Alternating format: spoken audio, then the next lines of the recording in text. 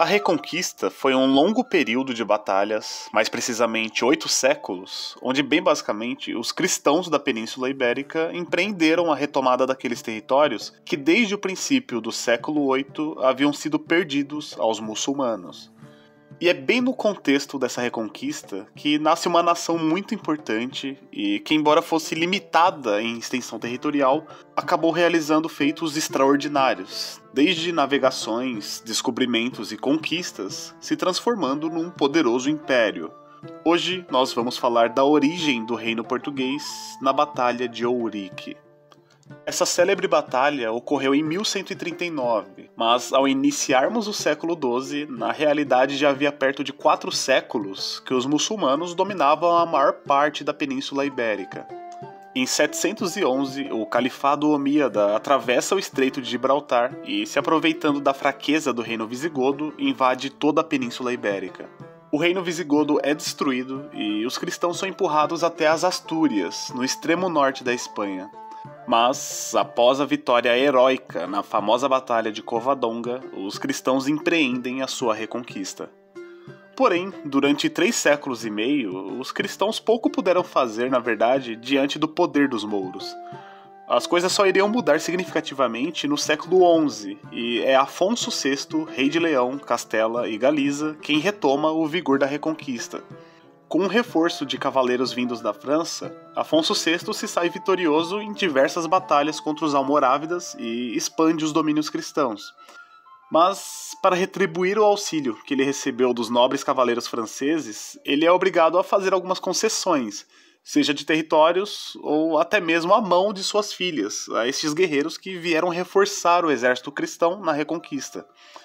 É aí que ele concede a mão de sua filha Dona Teresa a Henrique de Borgonha, em 1093. E além disso, entrega a eles o importante condado portucalense, vassalo do Reino de Leão. Com a morte do grande Afonso VI, cresce no conde Henrique o desejo de emancipação, de tornar o condado portucalense em um reino. Mas ele morre sem conseguir realizar tal feito. É então que entra na história Afonso Henriques, filho de Henrique de Borgonha, neto de Afonso VI por parte de mãe e personagem principal de toda essa história aqui. Pois ficará justamente a cargo dele cumprir o papel que o conde Henrique não foi capaz de realizar, o de transformar o condado portucalense em reino de Portugal.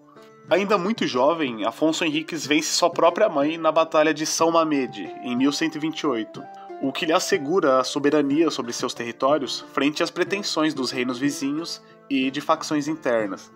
Assim sendo, o condado cresce em importância sob Afonso, na prática já deixando para trás a condição de vassalagem e começando a falar em pé de igualdade com o Reino de Leão. Já no fronte da Reconquista, se aproveitando das disputas dinásticas entre almorávidas e almohadas que enfraqueciam o poder mouro na Península Ibérica, Dom Afonso Henriques empreende uma campanha bastante ousada, mas que seria decisiva não só para a Reconquista, mas também para a formação do futuro reino. O ano é 1139 e Dom Afonso se lança numa incursão nas terras dominadas pelos muçulmanos para reconquistar as terras perdidas e expandir seu território. Mas, quando a batalha decisiva se aproxima, ele se dá conta da cilada em que ele estava se metendo. Ao constatar a superioridade numérica esmagadora dos mouros, todo o exército lusitano esmorece na mesma hora, e não é para menos. Alguns cronistas idôneos chegam a falar na proporção de 100 muçulmanos para cada cristão. Já na véspera da batalha, em meio a tanto desespero, Dom Afonso se vê num dilema: fugir e correr o risco de ter o seu território varrido pela invasão que se daria logo em seguida, ou seguir em frente com a quase certeza de ver seu exército totalmente dizimado.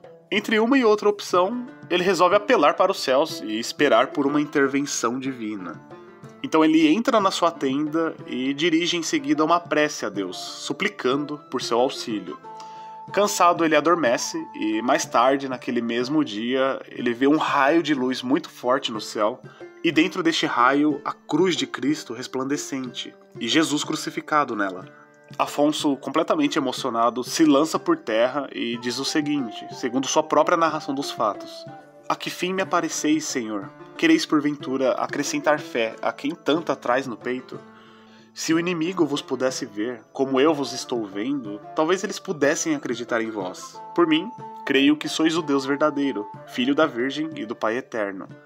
O relato então segue com o Nosso Senhor prometendo a vitória a Dom Afonso e, ademais, confirmando que ele se tornaria o primeiro rei da nação portuguesa. Não te apareci deste modo para acrescentar tua fé. Aqui é Jesus falando, né? Mas para fortalecer teu coração neste conflito e fundar os princípios de teu reino sobre pedra firme. Confia, Afonso, porque não só vencerás esta batalha, mas todas as outras em que pelejares contra os inimigos da minha cruz.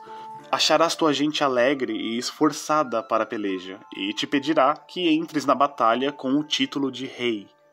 No dia seguinte, 25 de julho, dia consagrado a São Tiago, também chamado na cultura ibérica de Santiago Matamouros, nome bem sugestivo, né? Enfim, veio a batalha.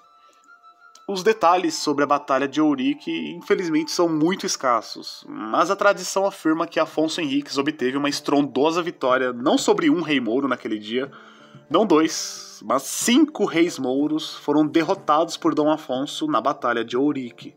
Tanto é que, até hoje, a bandeira de Portugal traz no seu brasão 5 escudos que representam justamente os 5 reis mouros derrotados nessa batalha. Dessa forma, não resta outra alternativa. Ainda durante a batalha com suas tropas, mas principalmente após o milagre de Ourique, o povo português clama fervorosamente Afonso como rei. Entretanto, algum tempo ainda teria que transcorrer até que todo mundo reconheça. Em 1143, o Reino de Leão reconhece formalmente a independência do Condado Portucalense, e este é considerado por muitos historiadores o nascimento de fato do Reino de Portugal.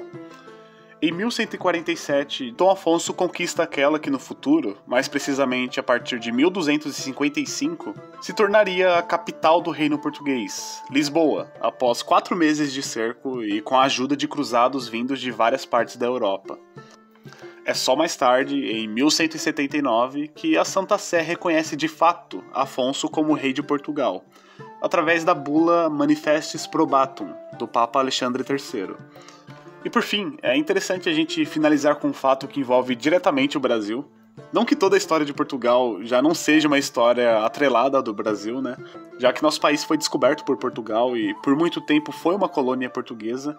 Então toda a história portuguesa que antecede o descobrimento também é importante para o Brasil. Mas uma revelação que eu acabei omitindo do relato da visão de Afonso Henriques pouco antes da Batalha de Ourique é que Cristo, já em 1139, fez uma profecia muito impressionante daquilo que a gente pode enxergar como sendo sobre o descobrimento do Brasil por Portugal e da benevolência divina com esses povos.